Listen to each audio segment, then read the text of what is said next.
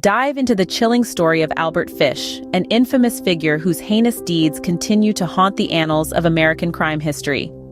Albert Fish, a name that may not ring a bell to many, but to those familiar with the darker side of history, it sends a shiver down the spine. Fish was not your average criminal. He was a man whose actions transcended the usual boundaries of crime and ventured into the realm of the truly horrific. His acts of savagery were so gruesome that the mere mention of his name was enough to instill fear in the hearts of society during the early 20th century. Born Hamilton Howard Fish on May 19, 1870, Albert Fish was the youngest of 4 children. His early life was marred by tragedy and hardship. His father, a riverboat captain, passed away when Albert was just 5 years old, leaving the family in dire straits. Young Albert was placed in an orphanage where he experienced and witnessed brutalities that would scar him for life and lay the foundation for his deviant behavior. His troubled childhood was a breeding ground for his perverse inclinations. Fish started showing signs of deviant behavior at an early age, displaying a disturbing fascination with pain and suffering. As he grew older, these tendencies only magnified, leading him down a path of darkness from which there was no return. Albert Fish was not just a criminal.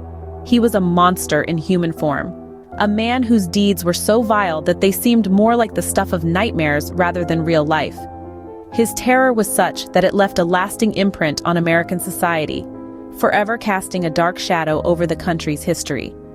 Stay tuned as we delve deeper into the life of a man whose sinister deeds would eventually earn him the title of the Moon Maniac.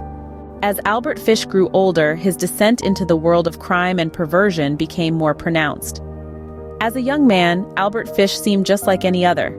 A casual observer would see a quiet individual, perhaps a bit withdrawn, but nothing more. However, as he moved into adolescence and then into early adulthood, a different picture started to emerge. A disturbing pattern of behavior began to surface, hinting at the darkness that lurked within.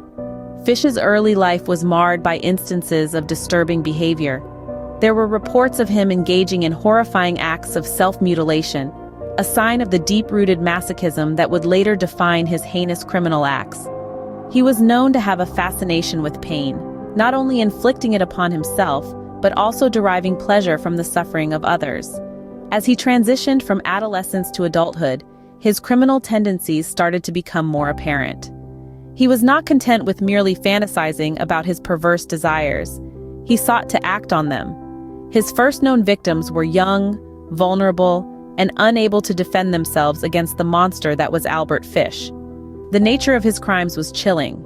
He did not just seek to harm his victims, he reveled in their pain and suffering. His actions were not driven by a simple desire for control or dominance. Instead, they were manifestations of his deeply ingrained sadistic tendencies. He was a predator, stalking his prey and striking when they were at their most vulnerable. Fish's early crimes were a terrifying indication of what he was capable of. They served as a grim foreshadowing of the horrors that were to come. His descent into darkness was not sudden or unexpected. It was a gradual progression, marked by a steady escalation in the severity of his actions. But this was only the beginning of Fish's reign of terror. With each passing year, Albert Fish's crimes grew in their depravity. As the calendar pages turned, the man who would come to be known as the Gray Man, the Werewolf of Wisteria, and the Brooklyn Vampire left a trail of terror that would send shockwaves through the nation. At the zenith of his criminal activities, Fish's crimes were the stuff of nightmares.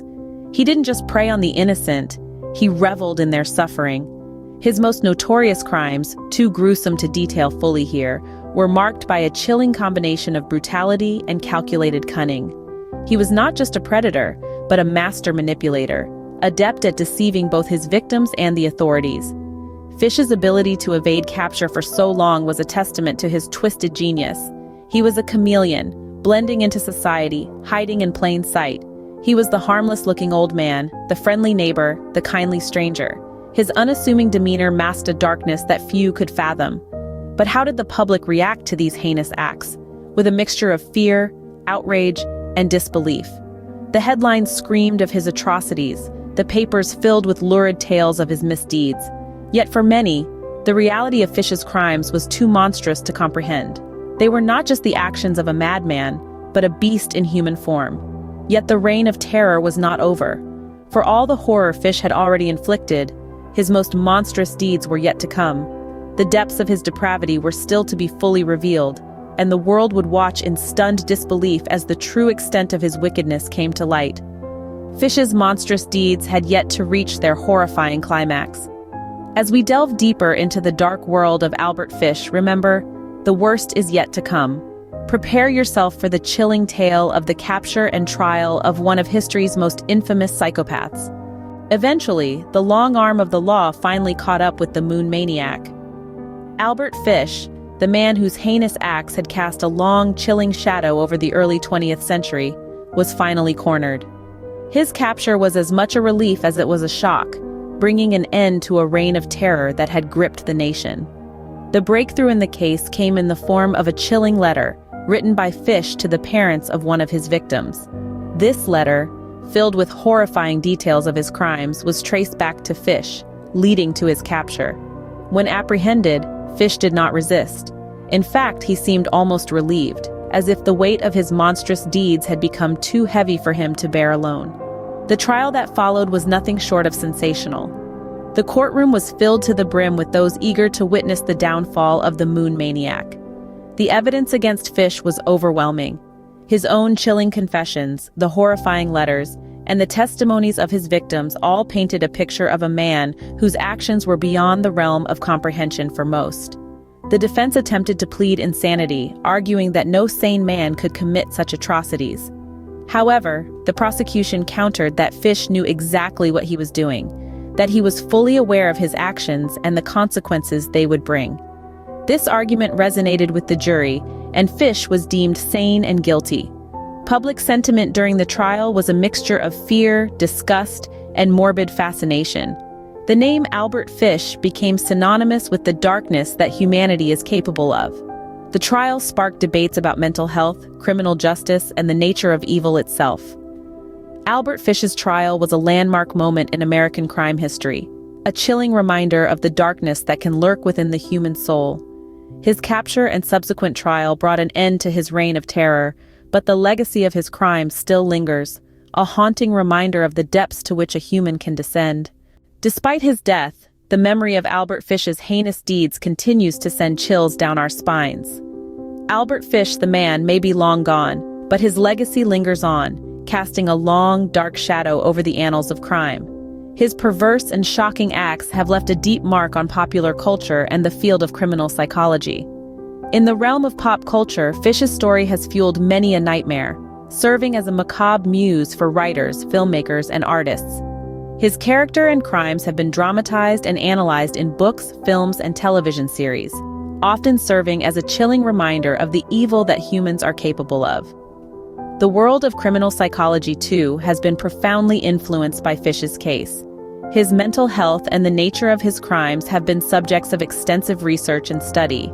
Fish's case has contributed significantly to our understanding of criminal psychopathy, serial killing, and sadomasochism. But perhaps the most important aspect of Fish's legacy is the lessons we, as a society, should learn from his case.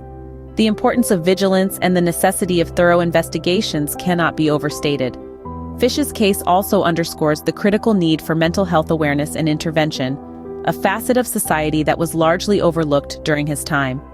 Fish's story, while deeply unsettling, serves as a stark reminder of the importance of understanding, addressing, and preventing such horrific crimes.